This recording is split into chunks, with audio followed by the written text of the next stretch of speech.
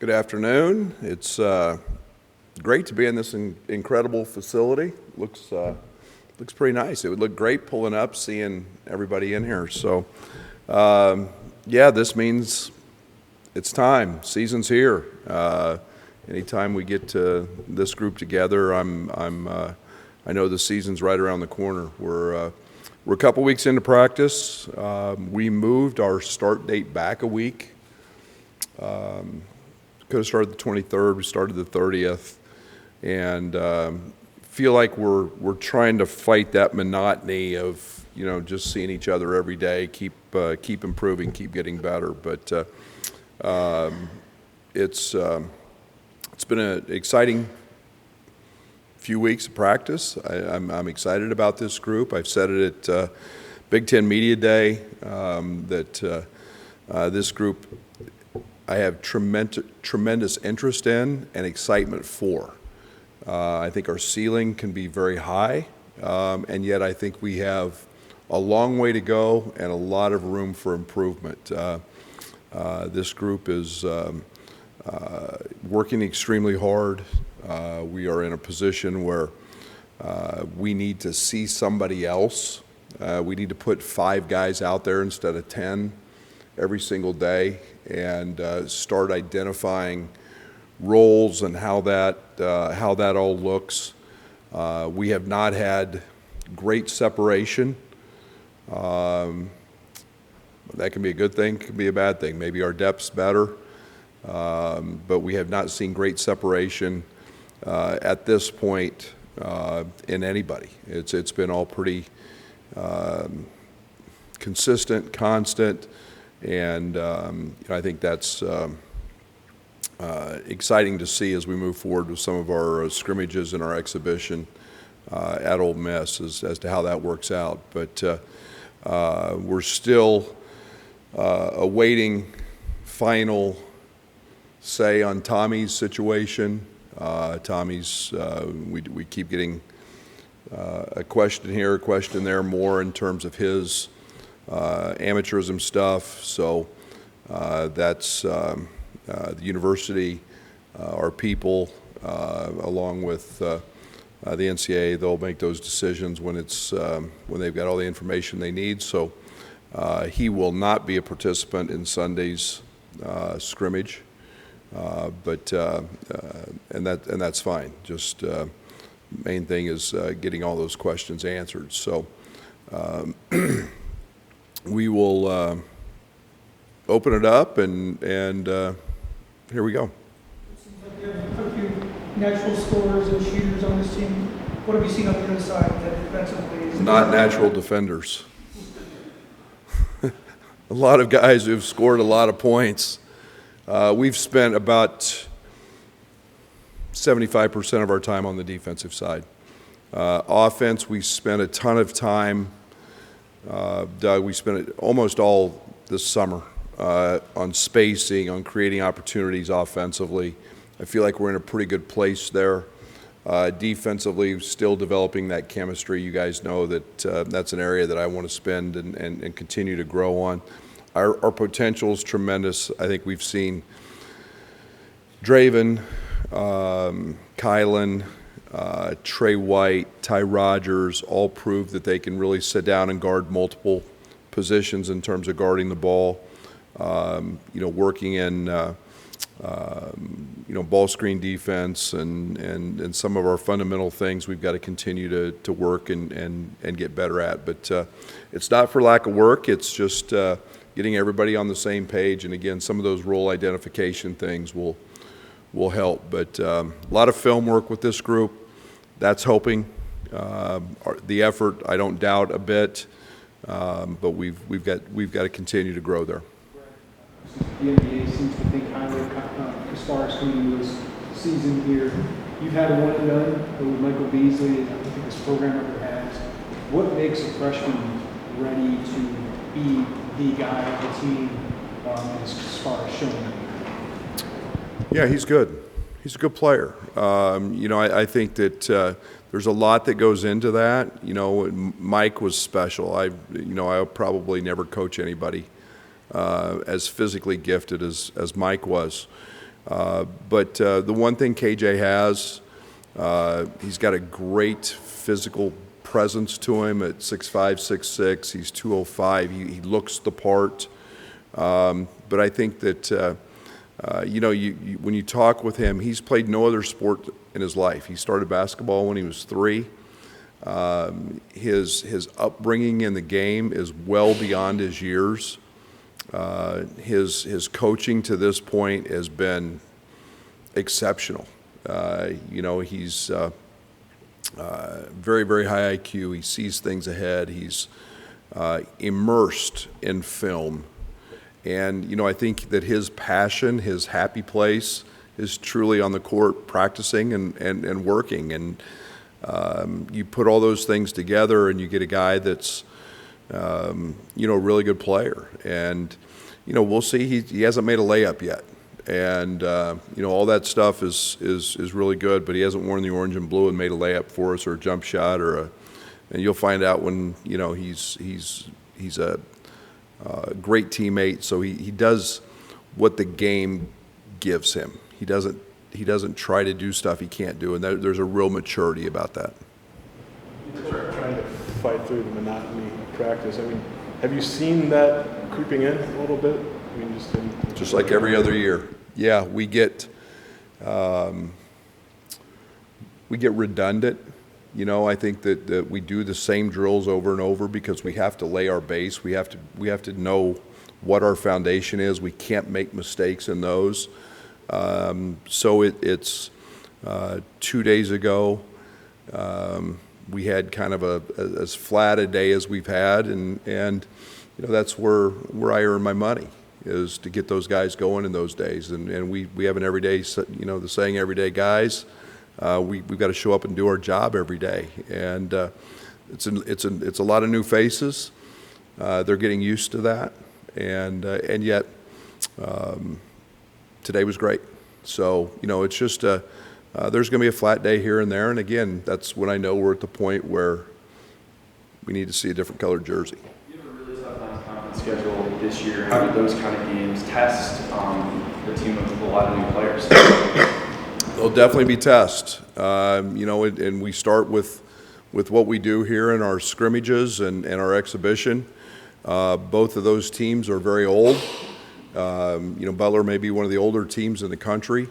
Then you go right into your schedule, and so I think that kids today want to play in those games. I think they want to be a part of them. I think for us, they're great measuring sticks. The old cliche to beat the best, you've got to, or to be the best, you've got to beat the best. And we're going to challenge that. And every top team in the SEC, we seem to have on our schedule. We've got a lot of pros. We've got a lot of athletes. We'll face size, all leading up to 20 conference games in a league that I haven't found a team that's weak. They're all going to be tough, and I think we'll continue to grow. I think this team has, when I say we have a great upside, a high ceiling, is I think we can make jumps every month. You'll see a better team in November than you saw in October, and vice versa, and we'll just keep growing that way. So, it'll be fun to see where we're at against some of those teams, and if we get dinged, we get dinged. We learn from it and get ready for the next one, but they come fast and furious, and in late November and early December, and with 2 conference games in there against Northwestern and Wisconsin, this group's going to have to mature really quick. Is there any indication that you've received as far as Thomas Love getting the word before the season opener? I have no idea. We have no idea. We're literally at their beck and call. When they ask a question, it's the beauty of email. Things can get answered and moved around pretty quick. But at the rate we understand that their office works with every other school in the country in these situations, so sometimes that they can sit for a little bit, but our people here do a fantastic job of staying on them and moving that, and we're literally at their beck and call. year went through, looked high Rodgers, He's one of the older guys on the team. How has he picked up that role as far as being a veteran on the team? Outstanding. And I think anybody who knows Ty Rodgers knows that might be one of the more popular players to ever play here in terms of teammates, what he does in the community, what he does with other athletes on campus. That permeates through our locker room. And now you're seeing a guy with his head up, his chest out. He's a junior. He knows that experience. He knows me. He's able to educate these guys on what a practice is going to be every day and what it's going to be like. And as we get into games, we're gonna lean on him and AJ Red and Keaton Kuchar and Draven. All those guys who've been there. But Ty's been not afraid. He's sprinted towards the leadership role of this team. Amir went through maybe a similar situation last year at Kentucky. Has that served as a reference at all, just because they're twins and have a similar background? I would think so. There's some differences in their cases, but I would think at least there's a footprint of what that looked like. So I would hope that's expediting some things. Stretch, you could feel the chemistry last year. How have you seen or felt the chemistry gelling off the court with this team? I don't know. I know they like each other. I know they get along.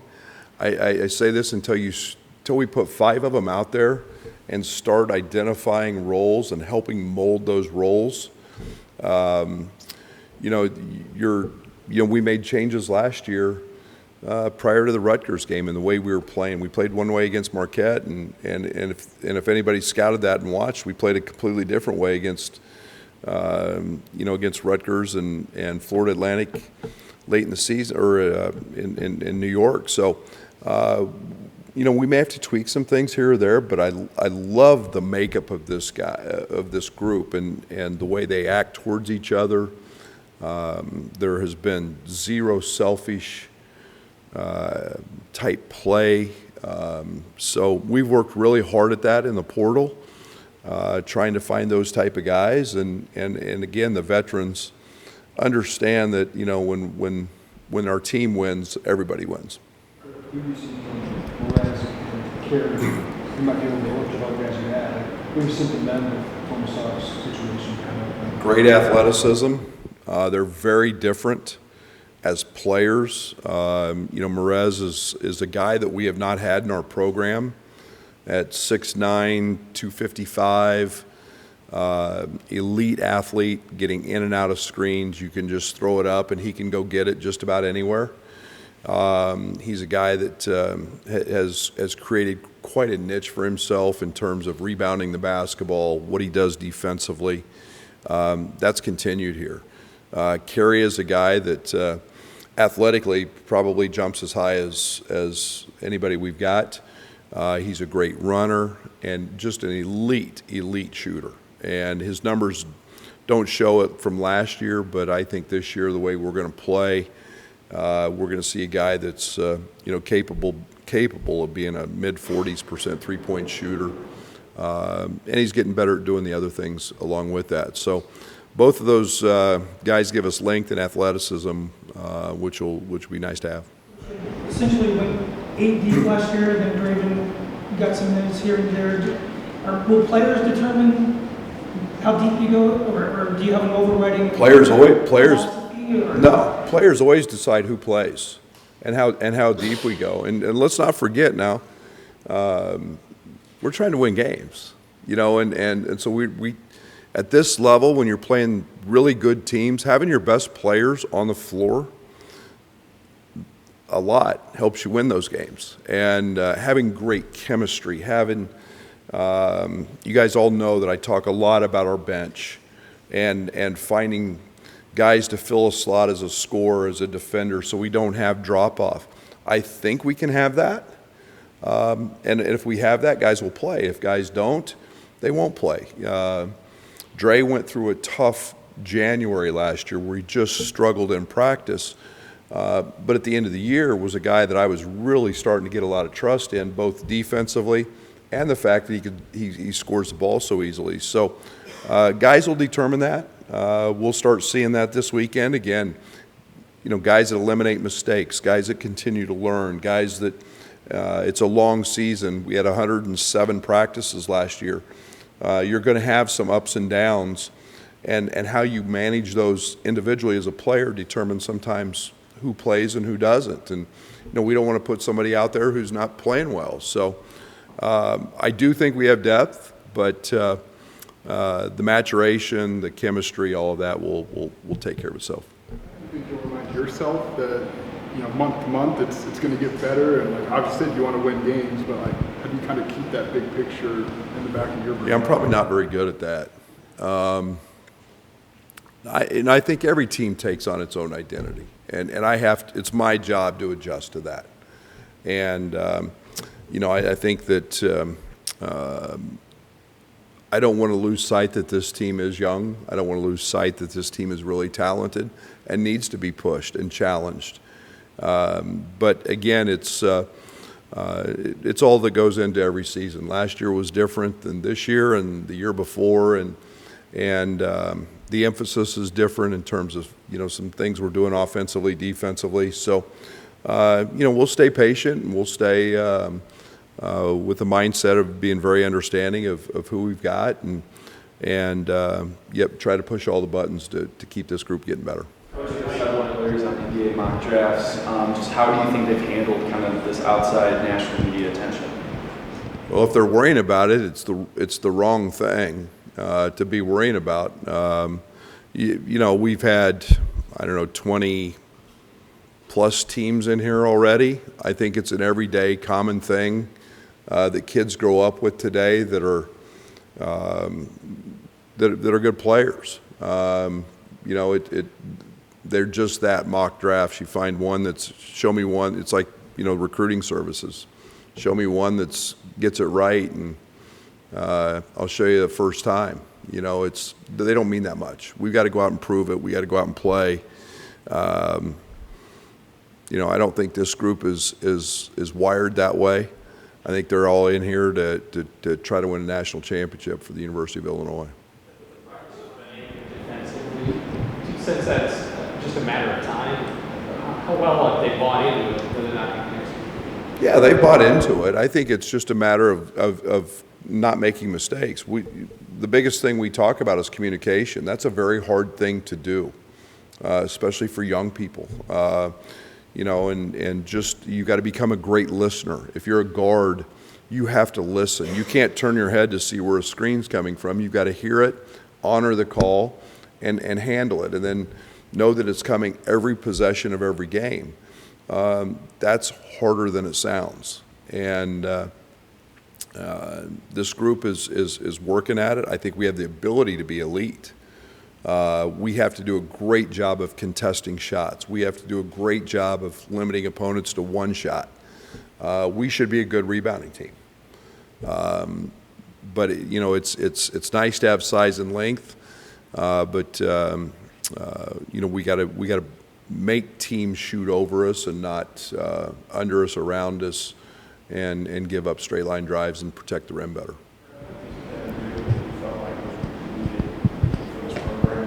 Safe to say that we need another jump for him, just like when you went from NIA to Evansville. This is another huge jump for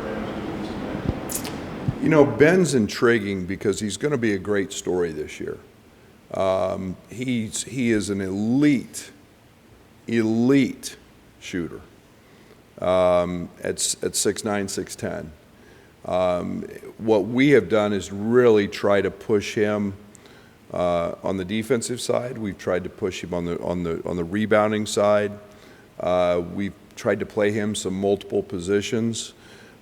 Is he Marcus in terms of that style of play? No. But Marcus doesn't shoot the basketball like Ben does either. So I think he's a guy that, yes, he can handle it. He can do some things. We can do some booty ball type things with him. But as a catch and shoot guy, he is tremendous on the move. He's a great spacer. Maybe as good a shooter as we've had in this program. Right. sounded like KJ hit the ground running when he got here this summer in terms of his performance. How have you judged his overall comfort? Was it something that came naturally for him going to a different country, new situation, or is it different now than maybe it was back then? I think when you're really good, you make a transition pretty easy. I think that the one thing that we had to do with him was manage his usage. Young man's played a lot of basketball this spring and a lot this summer. He kind of fought through he's still growing. We can't forget he just turned 18. So he's had some tendonitis in his knee. So we held him out literally the first 2.5 weeks, just to kind of let his body heal. Mentally, he's handled it. He loves to watch film. There's a maturity about him from that standpoint. He's been away from home, being in Barcelona for 3 years. That part's wiped out. That's just different today with those kids. So he's handled it. He's a great teammate. He wants to win. There's days that he gets a lot of shots. There's days he's got a lot of assists. So again, he's handled it pretty well. Multi-positional type of guy. Is he starting to carve out a niche or a role? Absolutely. Trey, maybe from day one in June, has maybe been as consistent a player as we've had. He is every day you look up and he's got the same line, and it's all a lot of positives at a very efficient rate. You see how he averaged 14, 15 a game, whatever, 13 a game at Louisville. You see why he was a double-digit scorer at USC. I love his IQ and feel. His versatility allows him to play in a lot of different ways. He's a much better shooter than I thought. And yeah, his importance on this team is going to be very, very high, and we're counting on him. He's again a guy that's got 60+ college games under his belt. We need all that experience. About Trey, and you mentioned his January struggles and kind of earning your trust late in the season. What did you learn about him last season, and how has he maybe carried that throughout the offseason? Oh, Dre's unbelievable. Unbelievable how competitive he is. He's an incredible. He's a sponge. He wants information. He wants to continue to learn. He's never doubted the process. Most kids get frustrated with the process when it doesn't go the way they want it to go. Dre's never been that. He understands that, some of the hard things are going to make him better. And it was a tough few weeks for him, but my confidence in him allowed me to play him late because he just kept working. He never quit. There was no hanging your head. It was every single day, do what you do. He did what he did to help our team win in that moment, and a lot of respect for Trey and the way he handled that moment. It was a tremendous maturity. You had a unique situation with Merez where it was like you had several years. It was like the idea of Merez. It's great, but what's it been like to go to having Merez? He's a senior, right? Yeah, it seems like that since he's been around. I tell the story all the time. When we had the court storming, I look over one shoulder and there's Josh, and I look over the other shoulder and there's Merez. That's 3 years ago. So he's been around. He's been in our locker room a lot. He acts like a veteran because of that. I think that's pretty cool. He's seen a lot of practices, and his desire to want to wear the orange and blue shows out every single day. There's no question. He is very proud to be an Illini basketball player, and we're going to get a young man that's plays extremely hard. He's got that Chicago grit, that Chicago toughness and fight, and I'm excited to see him in uniform. He's glad he's on our side. Talking about guys sticking in the process. Seems like Jason and Jake both came in with that idea of a process to do it. So how have you seen them kind of just adjust here and really show them? Yeah, like today, both those guys were great in practice today, and Jason he's maybe become the waffle eating champion of our team via Adam Fletcher and the weight gain process that Fletch does in terms of helping him. Fletch just says more syrup, and Jason just keeps eating. But that's all part of his process. He's going to be a terrific player down the road. He does a lot of really good things now. Jake is a guy that I believe in. I believe in him. He is a really, really good shooter. You can see his ability to understand winning, which he did in high school, and how that played out. He is very high IQ. He picks things up very quickly, and again, right there with Ben as a shooter. He gets it off really quick. He's figured out how to play, but his commitment has led him to a 25-pound weight loss. Wish we could have given that to Jason, but it's just a dedication, and so I'm excited for both those young men and what they've got in store for them. The competition of the team last year, the competitiveness, is it similar this year? Is a lot of that competition role playing time this year? Yes. Last year became 2/3 of the way through, became pretty much we had our roles locked in, and it was a defined scout team. It was very competitive because our freshmen were on that team and trying to make a name for themselves and get better. This year it's more literally about playing time, and you don't play well, guess what?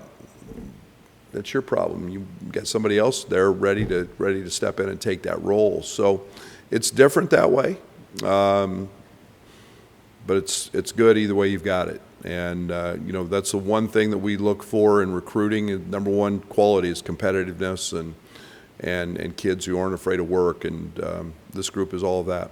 What do you want to learn on Sunday in the scrimmage and later this month in the exhibition? And what will your approach be going into those opportunities? Yeah, I need to see what we're not good at. I need to see I need to see the first speed bump. What is it? You get to a point where, I am right now standing here today. Our offense was good, so does that mean our defense is bad? Is our defense that bad, or our offense just good? Is it, lack of communication? Is it, are we not going to rebound? Are we not going to offensive rebound? We're going to turn it over too much. We're playing an old team for a reason, because they're physically grown up, and they're extremely well coached, and I just need to see what the reaction is to seeing a different colored jersey. So there's a lot I want to learn.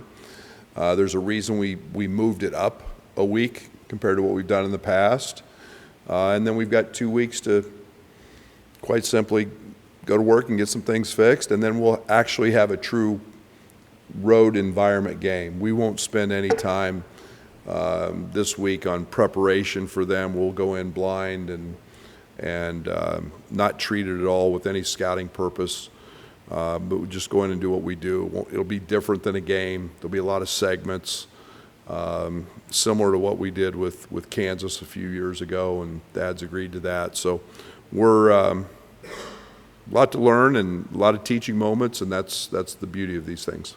TV info that came out, I guess yesterday. You got 4 CBS games, 4 Fox games, except for Thanksgiving, they're all weekends. Is there some kind of tangible impact of that you feel?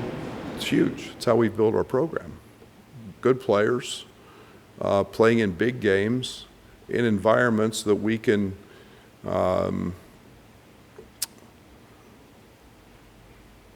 bring attention to us, help us grow. Whether it's playing in the Garden in the Jimmy V, whether it's playing on CBS, whether it's we've never shied away from those moments. We didn't have any of those. I think our first CBS home game since 2011. That's a great thing, to be able to play Duke in Madison Square Garden in a game in February. It's huge. It's something different. It's something new. That's exciting that TV wants us. CBS on Thanksgiving Day. My goodness, that speaks volumes. That'll be one of the most watched games of the year. We have never shied away from those games, and it's. I would much rather play in those than I would a bye game, and get a win. That to me, those don't grow your program. To me, this has been a big part of helping us continue to grow our program. Your program is on the way of creating a general manager position for personnel. Is that something that may come down the line sooner or Yes, later? I hope so. It's as I think as we move into the new world and we find out what that is and what's governance looks like and what the rules are and transparency, and you can go on down the path. I do think there's a tremendous model out there that has to be looked at in terms of the analytics of slotting players and how much they make and where does true NIL fall into all of that, and it is complicated. It truly is. It affects recruiting, on a lot of fronts, and we've gone to roster spots instead of scholarships. We just dropped the national letter of intent. I think there's a lot of things out there that are changing and new, and I think that's one of the things that will be very, very important to keep lines of communication, transparency among players in your program, all of those things, and everything that's entailed in that. In the pro sports, they have contracts, they have guys locked up for multiple years, they know their roster spots. You're in and you're out. We don't know our roster. And it can go as late now as the end of May when you've got guys that are going through the combine. So there's a lot of challenges there, and you've got to have people very savvy with handling that in terms of salary spots. How are you preparing for revenue sharing 6 months, 7 months from now? It's hard to prepare for it when you don't know the rules you're playing by. And I think that's the biggest challenge, Jeremy, is what this all looks like. We understand it's coming, but we don't even know how much yet and what that looks like. So we're erring on the side of being cautious and protective of what we are. We're selling our style of play, this incredible facility, a sold-out crowd every night before our schedule comes out, season tickets for students being sold out in 26 minutes. We're selling all of the right things, and until the other things fall into place. And I think that's the challenge we're in right now is, and we've got a different team than we had last year. Last year we were old, and we knew they were all gone. So we knew we had to go get guys. This year I've got a team that could maybe all come back. And so where do you get into the salary cap of that? Where do you get into I need a shooting big, I need a point guard, and what does that dollar value look like compared to what you have? So it just gets to be really complicated. And like I said, we're waiting for the final things to come down the pike, and we'll see how that all plays out. Analytics of last year to take how you built this roster this year, and I asked that because I know you weren't happy with where you were defensively from an analytics standpoint last year, but you were also referred to the number 3 in the country offense. So how did you balance that? Yeah, and we were truly number 1 going into the UConn game, and as I tell every recruit, we were number 1 until Donovan Kylin, who's still blocking our shots, impacted that game. But I think we've seen a kind of a change in times. I used to tell everybody you had to be a top 15 defense to get to the Final Four. Now, if you're not a top 15 offense, you're not getting there. The way the game's been officiated it has changed it a great deal. Terrence shot 286 free throws last year. A lot of those were, block charge calls that could have gone either way. I think we're seeing offense become more like the NBA. We were very, very passionate about the recruiting process of recruiting size and positional size that can shoot. And being able to have multiple guys out there, we'd like to shoot more threes than we shot last year. We'd like to we're going to keep the paint open. That made things tougher, for true post-up guys. It was a good recipe for us. All the meanwhile, we have to guard, Terrence was elite. Terrence was an elite on-ball defender. We probably didn't have another one like that. And we have to have multiple guys that can do that. Put Terrence on the ball, then we struggled at the wing. We weren't great at the rim. So I hope all of those things are better because we have positional size. I think we have a little more depth, I hope, which will help that as well. Tomislav, do you anticipate having everybody else available this weekend? Yes. Short of anybody getting dinged up tomorrow. Will, good or bad, I don't know if surprise is the right word, or catch you off guard since he's been here that you learned about him? With who? With Will. Will? No, Will's been great. You guys just haven't talked about him, so I didn't. Will's been really good. And, I think one of the things I'm interested in with Will is we've played him both on and off the ball and finding out where he's most comfortable. He's a tremendous playmaker, so we want to have some comfort with him off the ball. But he's also a guy that very, very effective catching and shooting, very, very effective attacking closeouts. He's a tremendous lob passer. So when we play him in ball screens, he's very effective. He can use right hand, left hand.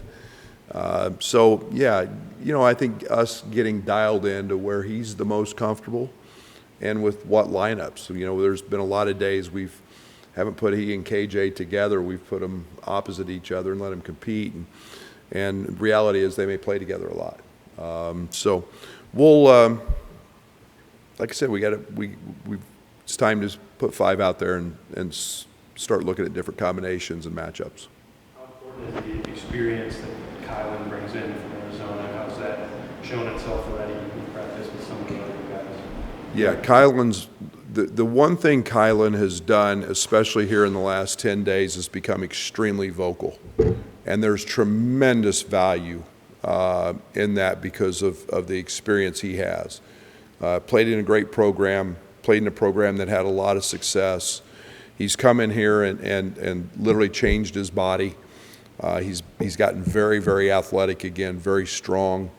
I've been really impressed with his speed.